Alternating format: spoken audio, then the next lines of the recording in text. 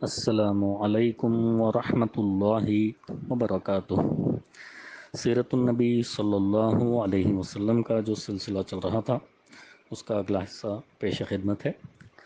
اس سے پہلے ہم نے پڑھا کہ جنگ احد کا آغاز ہو چکا اور مسلمانوں کی تعداد کم ہونے کے باوجود ایسا لگ رہا تھا کہ شروع میں ہی مسلمانوں کی جیت ہو جائے گی، اور جو مشرکین مکہ کی طرف سے ان کا جھنڈا لیے ہوئے جو بھی لوگ آ رہے تھے ہر ایک مارا جا رہا تھا۔ اب اس کے آگے ایک طرف مشرکین کا جھنڈا معرکے کا مرکز ثقل تھا تو دوسری طرف میدان کے بقیہ حصوں میں بھی شدید جنگ جاری تھی۔ مسلمانوں کی صفوں پر ایمان کی روح چھائی ہوئی تھی، اس لیے وہ شرک و کفر کے لشکر پر اس سیلاب کی طرح ٹوٹ پڑ رہے تھے جس کے سامنے کوئی بند ٹھہر نہیں پاتا۔ مسلمان اس موقع پر امت امت کہہ رہے تھے اور اس جنگ میں یہی ان کا شعار تھا۔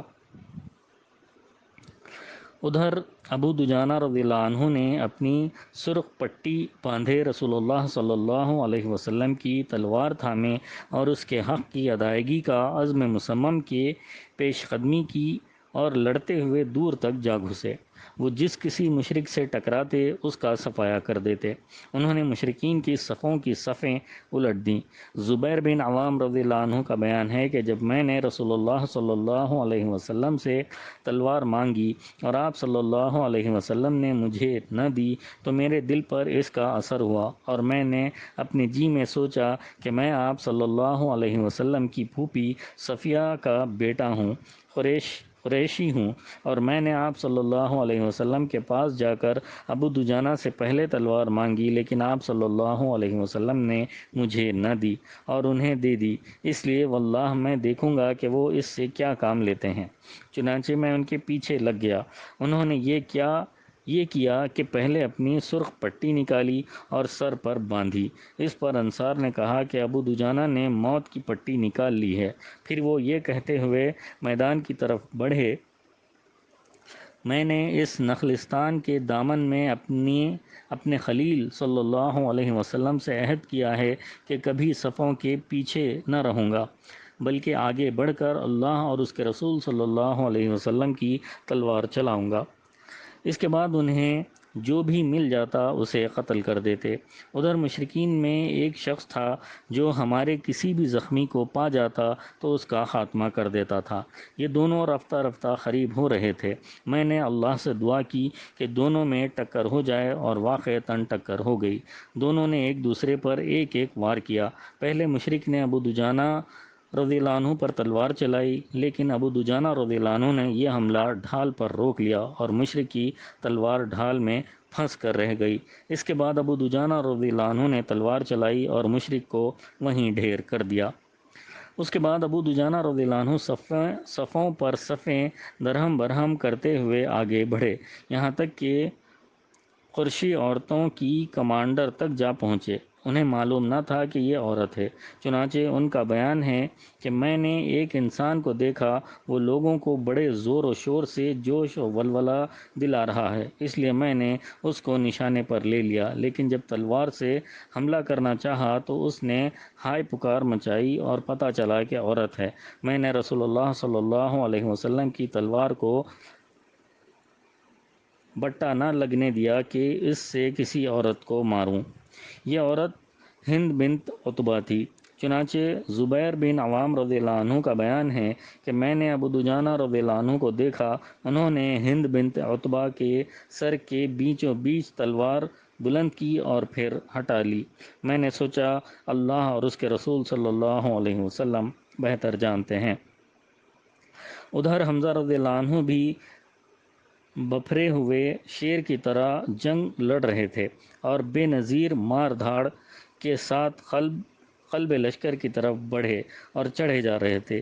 ان کے سامنے سے بڑے بڑے بہادر اس طرح بکھر جاتے تھے جیسے تیز آندھی میں پتے اڑے جا رہے ہوں۔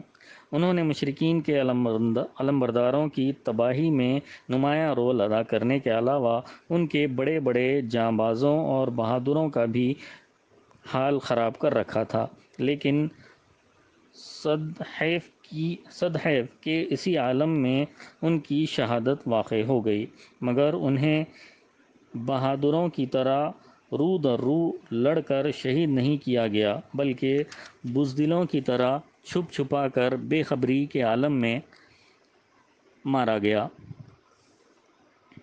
حمزہ رضی اللہ عنہ کے قاتل کا نام وحشی بن حرب تھا۔ ہم ان کی شہادت کا واقعہ اس کی زبانی نقل کرتے ہیں۔ اس کا بیان ہے کہ میں جبیر بن مطعم کا غلام تھا اور ان کا چچا طعیمہ بن عدی جنگ بدر میں مارا گیا تھا۔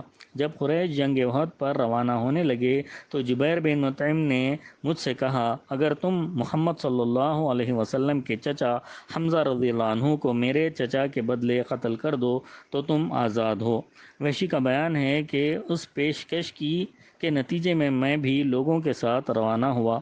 میں حبشی آدمی تھا اور حبشیوں کی طرح نیزہ پھینکنے میں ماہر تھا، نشانہ کم ہی چوکتا تھا۔ جب لوگوں میں جنگ چھڑ گئی تو میں نکل کر حمزہ رضی اللہ عنہ کو دیکھنے لگا۔ میری نگاہیں ان کی تلاش میں تھیں۔ بالآخر میں نے انہیں لوگوں کے ہجوم میں دیکھ لیا۔ وہ خاکستری اونٹ کی طرح معلوم ہو رہے تھے، لوگوں کو درہم برہم کرتے جا رہے تھے، ان کے سامنے کوئی چیز ٹک نہیں پاتی تھی۔ واللہ میں بھی ان کے قتل کے ارادے سے تیار ہی ہو رہا تھا اور ایک درخت یا پتھر کی اوٹ میں چھپ کر انہیں قریب آنے کا موقع دینا چاہتا تھا کہ اتنے میں صبا بن عبد العزیٰ مجھ سے آگے بڑھ کر ان کے پاس جا پہنچے۔ حمزہ رضی اللہ عنہ نے اسے للکارتے ہوئے کہا، او شرمگاہ کی چمڑی کاٹنے والی کے بیٹے، یہ لے، اور ساتھ ہی اس زور کی تلوار ماری کہ گویا اس کا سر تھا ہی نہیں۔ وحشی کا بیان ہے کہ اس کے ساتھ ہی میں نے اپنا نیزہ تولا اور جب میری مرضی کے مطابق ہو گیا تو ان کی طرف اچھال دیا۔ نیزہ ناف کے نیچے لگا اور دونوں پاؤں کے بیچ سے پار ہو گیا۔ انہوں نے میری طرف اٹھنا چاہا لیکن مغلوب ہو گئے۔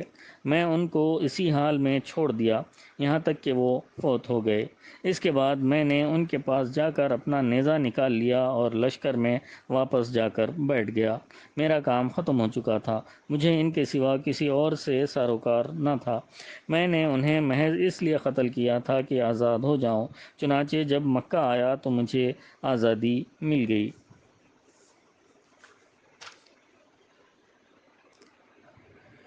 شیر اللہ اور شیر رسول صلی اللہ علیہ وسلم۔ حمزہ رضی اللہ عنہ کی شہادت کے نتیجے میں مسلمانوں کو جو سنگین خسارہ اور ناقابل تلافی نقصان پہنچا، اس کے باوجود جنگ میں مسلمانوں ہی کا پلہ بھاری رہا۔ ابو بکر رضی اللہ عنہ، عمر رضی اللہ عنہ، علی رضی اللہ عنہ، زبیر رضی اللہ عنہ، مصعب بن عمیر رضی اللہ عنہ، طلحہ بن عبید اللہ رضی اللہ عنہ، عبداللہ بن جحش رضی اللہ عنہ، سعد بن معاذ رضی اللہ عنہ، سعد بن عبادہ رضی اللہ عنہ، سعد بن ربیع رضی اللہ عنہ اور نضر بن انس رضی اللہ عنہم اجمعین نے ایسی پامردی و جانبازی سے لڑائی لڑی کہ مشرکین کے چھکے چھوٹ گئے۔ جو لڑا اس کے حوصلے ٹوٹ گئے اور ان کی قوت بازو جواب دے گئی۔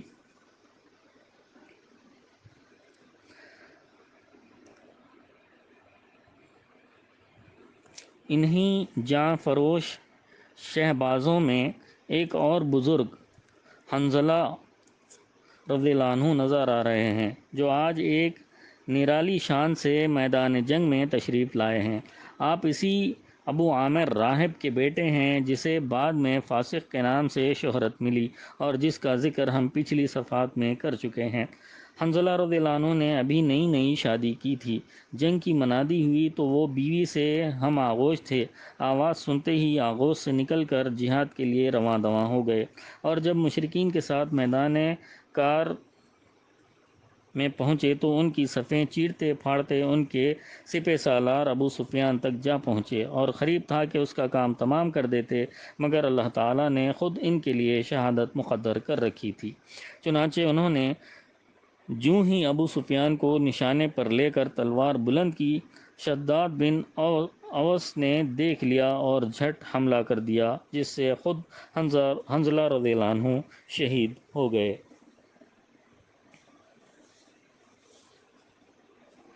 جبل رمح پر جن تیر اندازوں کو رسول اللہ صلی اللہ علیہ وسلم نے متعین فرمایا تھا، انہوں نے بھی جنگ کی رفتار مسلمانوں کے موافق چلانے میں بڑا اہم رول ادا کیا۔ مکی شہ سواروں نے خالد بن ولید کی قیادت میں اور ابو عامر فاسق کی مدد سے اسلامی فوج کا بایاں بازو توڑ کر مسلمانوں کی پشت تک پہنچنے اور ان کی صفوں میں کھلبلی مچا کر بھرپور شکست سے دوچار کرنے کے لیے 3 بار پرزور حملے کیے، لیکن مسلمان تیر اندازوں نے انہیں اس طرح تیروں سے چھلنی کیا کہ ان کے تینوں حملے ناکام ہو گئے۔ انشاءاللہ تعالی اس کے بعد اگلی نشست میں بیان کیا جائے گا۔ اللہ تعالی ہم سب کو نبی کریم صلی اللہ علیہ وسلم سے جیسی محبت کرنی چاہیے ویسی محبت کرنے والا بنائے، اور نبی کریم صلی اللہ علیہ وسلم کے نقش قدم پر اپنی زندگیوں کو گزارنے والا بنائے۔ آمین ثم آمین، وآخر الدعوانا عن الحمد للہ رب العالمین۔